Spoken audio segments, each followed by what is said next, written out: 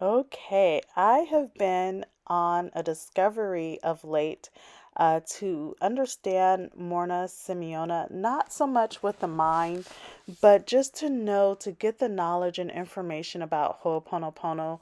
For some reason, this really speaks, this Hawaiian method of prayer speaks to my soul. It's healing, it's calming, and I literally don't know what I would do without it. So I wanted to read more about Morna.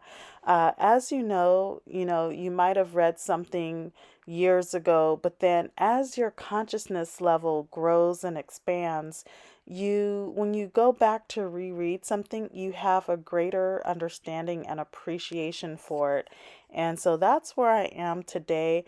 Something inspired me, divinity inspired me to read chapter 3 of At Zero because it talks about Morna. I'm not impressed with the title, but I am impressed with the contents. The title is Morna Crazy? And then Dr. Joe Vitale has a quote that says, "The entire point of modern day Ho'oponopono is to delete the data in yourself." Morna Simeona was an odd duck. Dr. Hewlin thought so, too, at first. He walked out of her seminar 3 times. Even after he returned and sat through all the esoteric chatter about demons, elves, and spirits, he still thought she was crazy for 2 years. And you guys, when I was in Germany, I saw I kid you not, it was in my dreams, but it felt so real. And it was of the landscape of the hotel where I was staying. And so that dream didn't feel like a dream. It felt like either I was in another dimension or something. So I am all up for the chat, the esoteric chat about demons, elves, and spirits.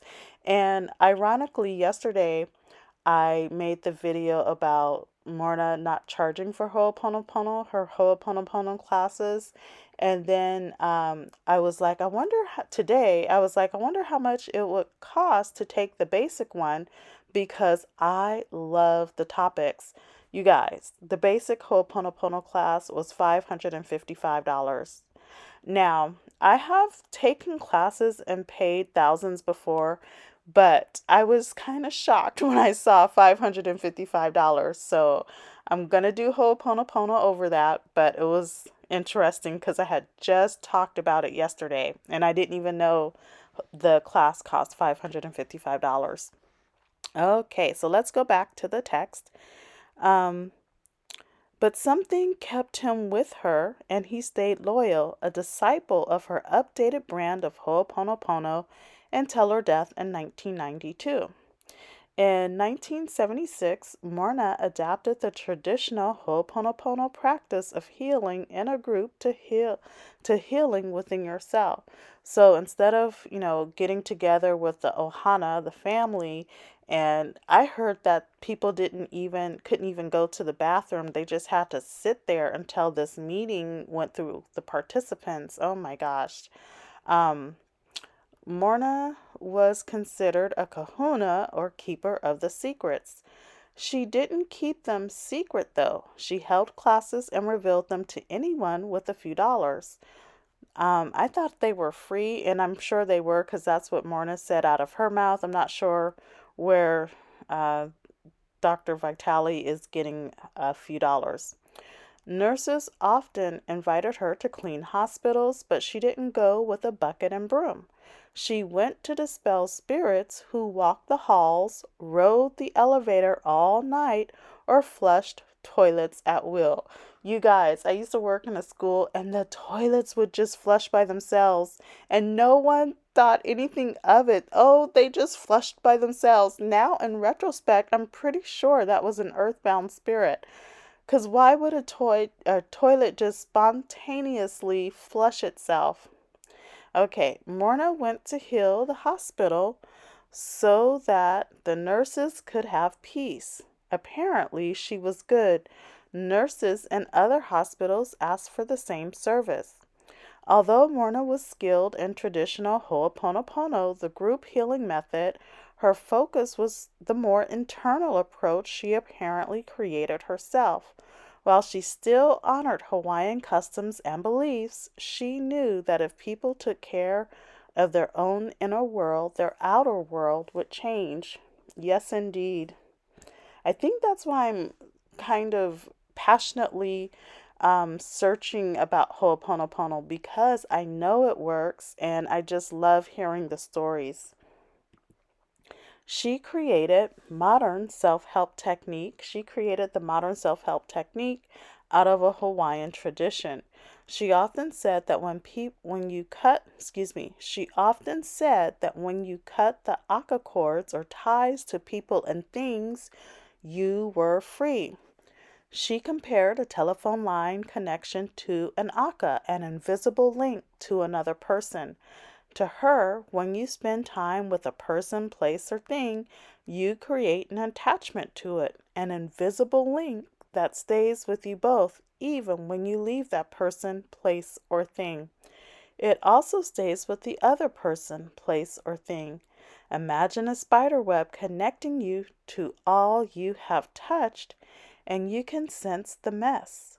She went so far as to say antiques you buy, the gifts you receive or give, also had aka cords. You have to be careful, and she thought, always delete attachments. So when you get your jewelry, you can say a prayer over it. Actually, anything that you buy, you can say a prayer over it to clear any of the ties, because I heard that, um, like when things go through the post office, for instance, you might have an upset worker and they could be cursing your items. So that's why I just like to clear automatically versus, clear over intentions, but they both have their merits. I once had Dr. Hewlin sign a baseball he had used in a presentation because I wanted his energy. I have a collection of materials owned by famous bodybuilder and movie star Steve Reeves because I wanted his energy. So, what comes to mind for me is the car by, was it Jimmy Dean? I believe it was a Porsche, and people say it was kind of cursed. And then a next owner who bought the car ended up crashing it or also dying. And so that car is rumored to be cursed. Let's see. But what about the antiques I own, about which I have no clear idea who had them along the generations they passed? I have to intentionally cut the aka cords to those items, or else I may welcome their programming into my home. So he's saying data, people say curses. What else have I heard it say? Data, curses, there's another term, but I'm not remembering it. If I remember it, I'll be sure to put it in the description box below. Morrnah felt we had to sever all aka cords to be free for divinity to operate through us. When she went into hospitals, her x-ray vision, so to speak, could see departed souls still hanging around. Her Ho'oponopono was about karmic cleansing. Once she freed their bonds to this plane, they moved on. Her method was to say her favorite cleansing prayer. She compared it to the Lord's Prayer, but preferred it for cleansing bonds. It was her inspiration to do it this way. She gave it to the world as a gift for us to use freely. Dr. Hugh Land and I still use it. Here it is. Spirit, subconscious, please locate the origin of my feelings, thoughts of, fill in a blank with your belief, fill in your thoughts. Take each and every level, layer, area, and aspect of my being to this origin. Analyze it and resolve it perfectly with God's truth. Come through all generations of time and eternity, healing every incident and its appendages based on the origin. Please do it according to God's will until I am at the present, filled with light and truth.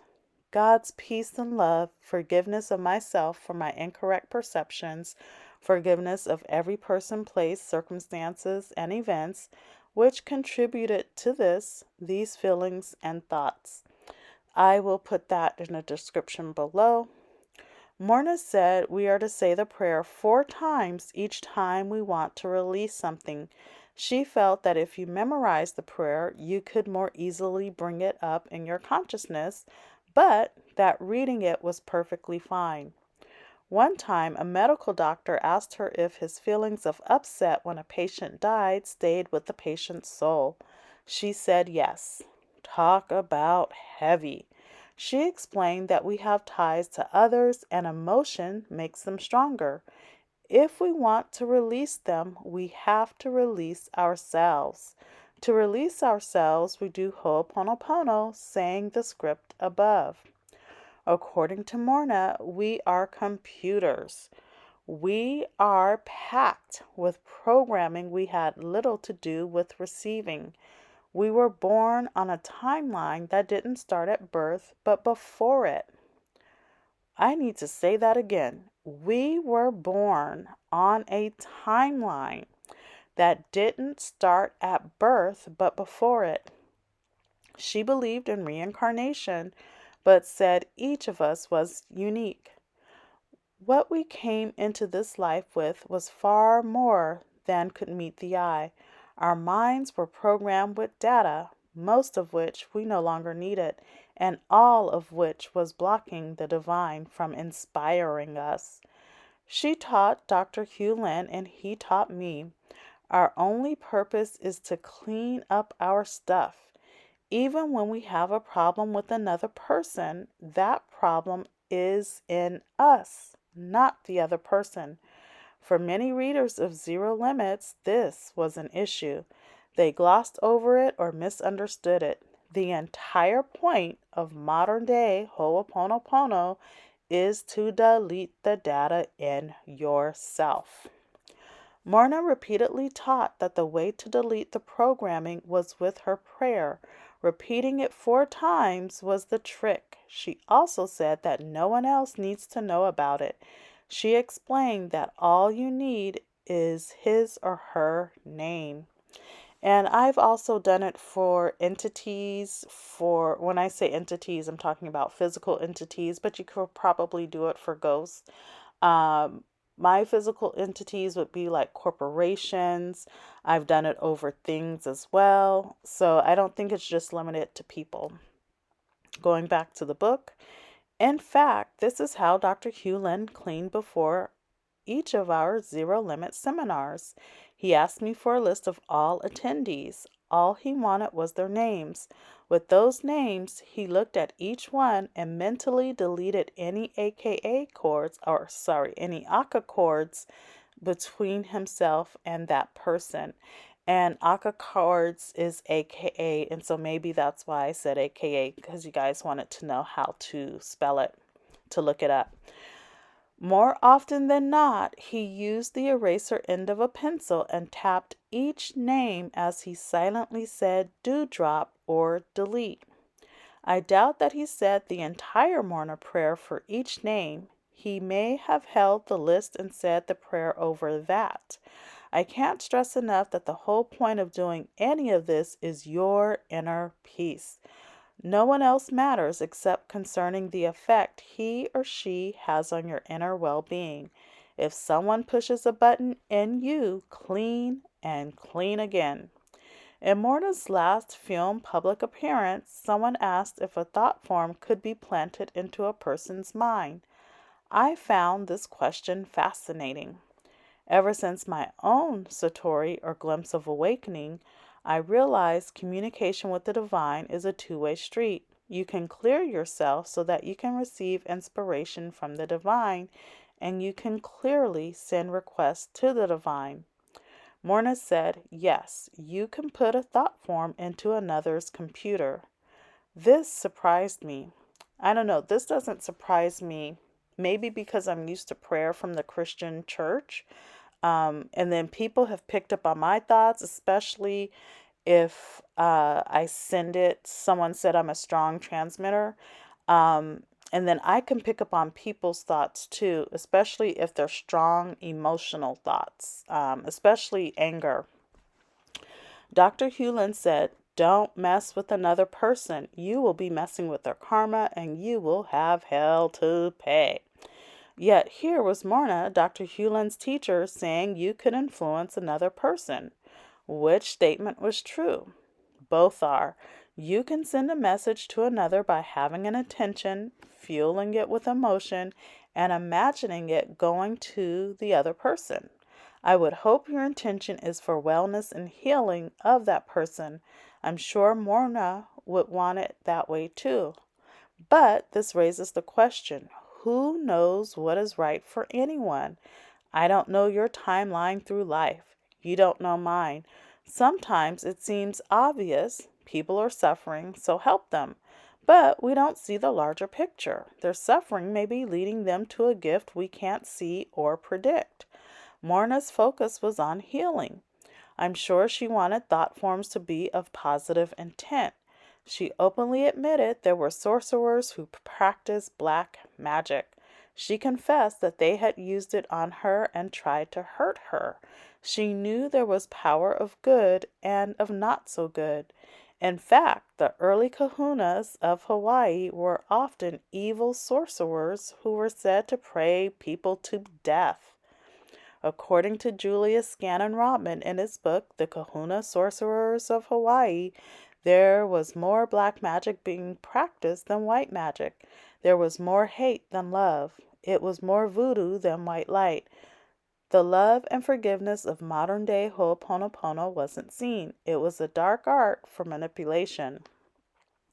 Scott Cunningham, in his book Cunningham's Guide to Hawaiian Magic and Spirituality, wrote that some kahunas sent spirits flying on destructive missions.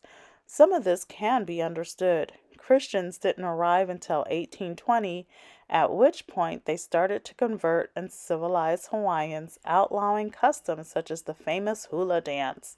Before that, fear, superstition, paranoia, and more dominated the people. They were terrified of the land, the dark, and others. The gods of wind, land, and sea might not hurt them if they behaved correctly, offered sacrifices, or hired a magician or sorcerer. They considered anyone who could help protect them a person with magical powers. So anyone who could protect them, they thought the person was magical and had magical powers. Those powers were often used to curse or even kill any perceived threat. That was early Huna, a psychic weapon. Morrnah was considered Morrnah was considered one of the last remaining authentic old school kahunas, but she used her power for good. The difference was that throughout Morrnah's teachings, she focused on healing yourself. Your well being is enough to influence others. She also she once went into a hospital and sat with the hospital director. She explained that if his hospital was to be more efficient and effective, then he needed to heal himself. She sat with him and read the prayer. As she told it, the next day the hospital improved. Influencing others without saying anything to them isn't new. Phineas Parkhurst Quimby, generally considered the father of New Thought in the mid 1800s, which in time became the New Age healing of all types, wrote, "It is an undisputed fact which philosophy has never explained that persons affect each other when neither is conscious of it. According to the principles by which I cure the sick, such incidents can be accounted for, and it can be proved beyond a doubt that man is perfectly ignorant of the influence that act upon him, and being ignorant of the cause is constantly liable to the effect." This also helps explain how Dr. Hewlin could bring his peaceful vibration to a chaotic mental ward and have his being, in time, settle people without them knowing it. And I remember reading that it took 4 years. For some reason, I thought it was more instantaneous, but someone wrote in a comment section, and I verified that it took 4 years. When I was in Hawaii, there were some girls kind of disturbing the peace, but I stayed in my peace, and they actually not resonated. What's the word I'm looking for when someone, it's like you have the like a bell, and then you ring that bell, and then if there are other bells in the room that are on the same frequency, they ring. Resonance, is that the word I'm looking for? I think it's resonance. So I stayed at peace, and then eventually they became peaceful. Let's see. They relaxed because of his unspoken calm. He affected them, but without saying a word. Morna believed that the imagined world was as solid as the real world. She often said you don't need water as a cleansing tool, for example, that you can in fact imagine water. So, you guys know about blue solar water. You don't even need to do the whole hour in the sun. You can just imagine blue solar water. And she said that has the same cleansing effect. The same cleansing effect would take place. Dr. Hewlin often says solar water blue solar water is a clearing tool made by placing regular water in a blue bottle and putting it in the sun for an hour. But Morna taught that all you need is the mental image of the blue solar water. It happened in the mind. I once had a clearing session with a seasoned Ho'oponopono practitioner who sent an email complete with capitals in odd places. The meditation opened with a huge rainbow drop that came and landed over you and everything. As the drop melted, it worked to divide up the memories of your physical concerns. The drop then melted the pieces away. This process took several minutes. At the end, you were given a rainbow cookie. This cookie is a tool for you to use specifically with your experience of weight. Eat it often. Imagine eating cookies to lose weight. The meditation closed and it was done. And it is done. I'm going to go ahead and put that in the description as well as the prayer. So be on the lookout for that. For Morrnah and other veterans of Ho'oponopono, imagery was just as real as physicality. The entire focus, though, is on you, not on anyone else. You. At the first Zero Limits event held in 2006, two of Dr. Hewlin's students sat in the back of the room. They were like concrete statues. They said nothing. They showed no emotion. They sat and observed in total unmoving silence. Except for their Western dress, they may have been considered monks from a past life. When I asked them what they were doing, one said, "Our job." I got the impression they were there to help Dr. Hewlin keep cleaning the room so that everyone could experience divinity faster. I don't believe they were doing anything but cleansing themselves. Their focus on their well-being was deleting data in all of us. Remember, the only intent is for your own well-being. From that place, what Dr. Hewlin calls zero, you may be inspired to help another, but let it come from inspiration, not the intent of ego. Meanwhile, keep cleaning. Morna felt that all of life was sacred. She took this literally. There were no exceptions. She saw inanimate objects as animate. She was animalism incarnate. Everything was and is alive. She said the most important thing was to respect all life. No wonder Dr. Hewlin talks to tables, chairs, rugs, and rooms. He's checking their well-being. He recognizes them as alive. He's animalistic too. He is looking for any aka cords to cut to allow purity. I always thought Dr. Hewlin was a bit off when he talked to rooms and chairs, yet as my guitar collection grew, I noticed that each guitar seemed to speak to me. Musicians often say guitars have songs in them. I picked up a guitar made by Huss and Dalton, and as I held it, I suddenly started strumming and singing an unusual pattern of words. It became the song Ghost Train on my album, The Healing Song. But note that the song didn't exist until the guitar seemed to tell it to me. Now, I no longer question Dr. Hewlin talking to the furniture. Now I talk to guitars. Morna went even deeper. You can clean the room, she once said, but what about the land? She explained that all land was sacred and needed healing. And I believe that to be true because we've been on earth so long, and no one has probably cleaned the earth. Why are there ghosts, so on and so forth.